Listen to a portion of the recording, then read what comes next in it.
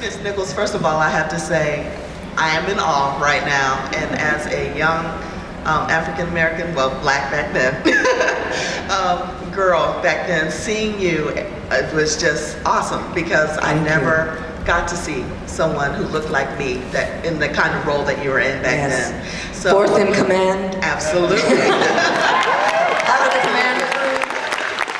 So I just want to say thank you for all that you brought, and you know, just your class and your intelligence that you brought to the role. Thank you. Even though today, so many years later, there still are very few African Americans, men or women, in sci-fi, and I just wanted to hear your thoughts on that. Thank you very much. Yes, it's always tough being a pioneer, especially if you didn't plan it. You know, being a first. And my life has just been filled with first, and I'm so proud of each and every one of those accomplishments. Like I said, I didn't start out to be that. As a matter of fact, I didn't start out to be in television or movies at all. I grew up in musical theater, and that's all I wanted to do, and Broadway, here I come, you know, and was doing very, very well, and working and singing and doing shows all over the world, and was well on my way when, as a matter of fact, had just gone to Paris to meet some friends after working in London for 6 weeks and taking some time off, when I was caught up with by my agent, who advised me I needed to come home quick because they were doing Star Trek, whatever that was.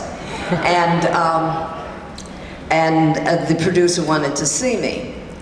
And he didn't say it was Gene Roddenberry, because Gene Roddenberry had given me my first guest star role 3 years before Star Trek in something called The Lieutenant, which I enjoyed so much. And so if he'd said that, I would have gone, well, wow, you know. But I'm still not coming home. And he made me an offer I couldn't refuse. He says, you get your little brown butt on this plane, it's going to be a first-class round trip ticket at Air France to LA, and if you don't get this role, you can be back with your friends within a week. And I thought, that's pretty cool. I mean, that was an offer I couldn't refuse. And so I came back, but he says, oh yeah, there was a caveat to that. If you do get the role, I want my cotton picking money back. It's the best money I ever paid.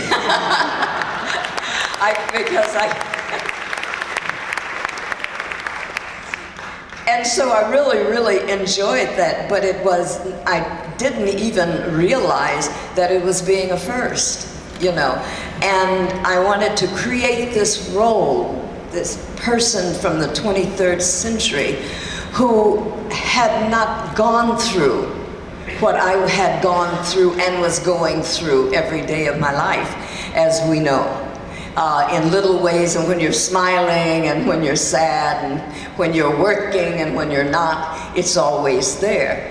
And, but thank God for today, because it is so much better for us. It is so much better for everyone. It is so much better for those who do not look like us or have gone through what we have gone through, because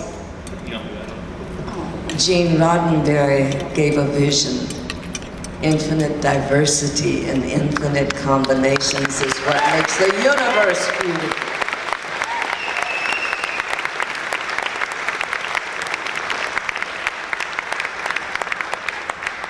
And we are functioning with our sisters and our brothers in areas that were never even possible, and areas that they won't even put up with, you know. But there's still little niches that just don't know how to do, don't know how to be good, you know, enough. you know. Well, we got one over here, you know, one's in here, and one what, you know. And so we have to know that we are making so much progress because we now know who we are. We always knew who we are, and now we can express it, you know. And we can express it without embarrassing someone else, without embarrassing ourselves, without one of the sisters coming and saying, oh, don't say that, you know. You know, I went through a lot of it. I went through a great deal. And so I wanted to create this character that would reflect back to anyone who saw her, to identify with her, to identify with that future. I wanted a man, a woman, a child to look and say, if she can do it, I can do it. And I didn't care what color they were.